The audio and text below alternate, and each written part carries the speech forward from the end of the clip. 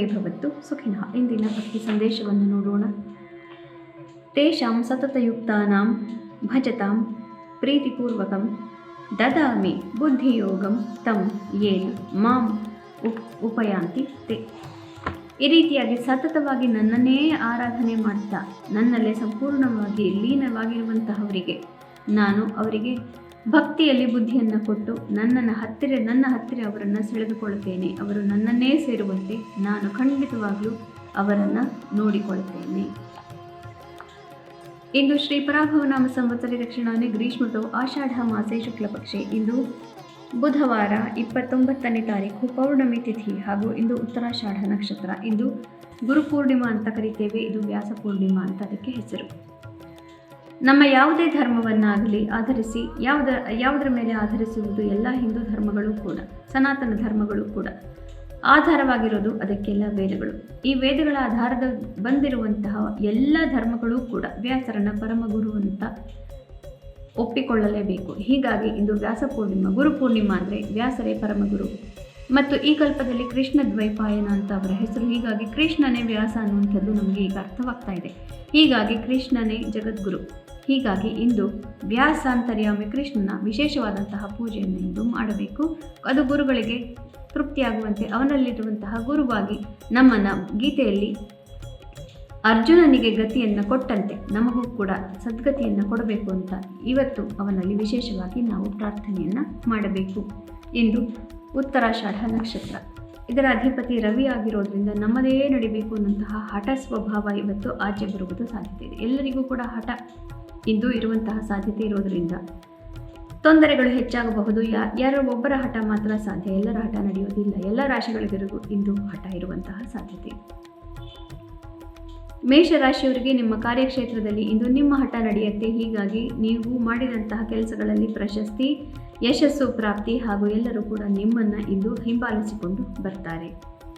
ವೃಷಭ ರಾಶಿಯವರಿಗೆ ನಿಮ್ಮ ತಂದೆಯ ಸ್ಥಾನದಲ್ಲಿರುವಂಥವರು, ಅಧಿಕಾರದಲ್ಲಿರುವವರು, ಇವರ ಹಠ ಇವತ್ತು ನಡೆಯೋದ್ರಿಂದ ನೀವು ಸ್ವಲ್ಪ ವಿನಯಪೂರ್ವಕವಾಗಿ ನಡ್ಕೊಳ್ಳೋದು ಅವಶ್ಯಕ.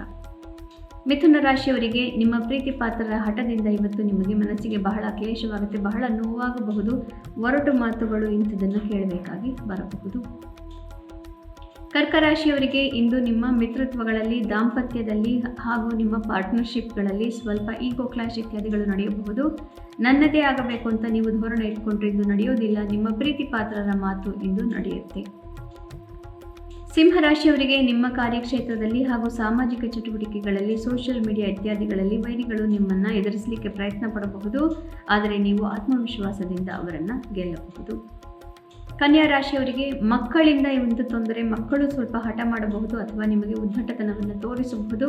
ಹೀಗಾಗಿ ಪೋಷಕರಿಗೆ ಸ್ವಲ್ಪ ಹೆಚ್ಚಿನ ಗಮನ ಇಂದು ಮಕ್ಕಳ ಬಗ್ಗೆ ಅವಶ್ಯಕ. ತುಲಾ ರಾಶಿಯವರಿಗೆ ತಾಯಿ ಸ್ಥಾನದಲ್ಲಿರೋರಿಗೆ ಅಥವಾ ತಾಯಿಯಿಂದಲೇ ಇಂದು ಮನಸ್ಸಿಗೆ ಕ್ಲೇಶವಾಗೋದಿದೆ. ತಾಯಿ ಅನ್ನೋರು ನೀವು ಏನೇ ಹೇಳಿದರೂ ಕೇಳೋದಕ್ಕೆ ತಯಾರಿರೋದಿಲ್ಲ. ಹೀಗಾಗಿ ಸ್ವಲ್ಪ ಜಾಗರೂಕತೆ ಅವಶ್ಯಕ. ವೃಶ್ಚಿಕ ರಾಶಿಯವರಿಗೆ ಅತ್ಯುತ್ತಮವಾದಂತಹ ದಿವಸ. ಮನಸ್ಸಿಗೆ ನೆಮ್ಮದಿ, ನಿಮ್ಮ ಮಾತುಕತೆಯ ಚಾಕಚಕ್ಯತೆಯಿಂದ ಎಲ್ಲರನ್ನೂ ಕೂಡ ಗೆಲ್ತೀರಿ. ಮಾಧ್ಯಮಗಳಲ್ಲಿರೋರಿಗಂತೂ ಅತ್ಯುತ್ತಮವಾದಂತಹ ದಿವಸ. ಧನು ರಾಶಿಯವರಿಗೆ ಮನೆಯಲ್ಲಿ ಸ್ವಲ್ಪ ನೆಮ್ಮದಿ ಇರಬಹುದು. ಆದರೂ ಕೂಡ ಮನೆಯಲ್ಲಿ ಯಾರದ್ದು ನಡೆಯಬೇಕು, ಹೂ ಇಸ್ ಇನ್ ಕಂಟ್ರೋಲ್ ಅನ್ನುವಂತಹ ಒಂದು ಭಾವನೆಯನ್ನು ಇವತ್ತು ಮನೆಯಲ್ಲಿ ನೀವು ನೋಡಬೇಕಾಗಿ ಬರಬಹುದು. ಹೀಗಾಗಿ ಕುಟುಂಬದಲ್ಲಿ ಸಾಮರಸ್ಯವನ್ನು ಕಾಪಾಡಿಕೊಂಡು ಹೋಗುವಂಥದ್ದು ನಿಮ್ಮ ಜವಾಬ್ದಾರಿ ಆಗಿರುತ್ತೆ. ಮಕರ ರಾಶಿಯವರಿಗೆ ಸ್ವಲ್ಪ ಕಷ್ಟಕರವಾದಂತಹ ದಿವಸ ಅನಿಸಿದ್ರೂ ಕೂಡ ಭಾಗ್ಯೋದಯವಾಗುತ್ತೆ. ಮನಸ್ಸಿಗೆ ನೆಮ್ಮದಿ ಪ್ರಾಪ್ತಿ. ಹಿಂದಿನ 3-4 ದಿನಗಳಲ್ಲಿದ್ದಂತಹ ಸಮಸ್ಯೆಗಳಿಂದ ಇಂದು ಪರಿಹಾರ ಪ್ರಾಪ್ತಿ.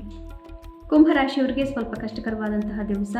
ವ್ಯಯಭಾವಕ್ಕೆ ಚಂದ್ರ ಬಂದಿರೋದ್ರಿಂದ ಹಣಕಾಸಿನ ತೊಂದರೆಗಳು ಕಾಣಿಸಬಹುದು ಅಥವಾ ಹಣ ವ್ಯಯವಾಗಬಹುದು. ಆರೋಗ್ಯದಲ್ಲಿ ಕೂಡ ಸಮಸ್ಯೆ ಸಾಧ್ಯ. ಮನಸ್ಸಿಗೆ ಕ್ಲೇಶ, ಮಿತ್ರರು ದೂರವಾಗಬಹುದು.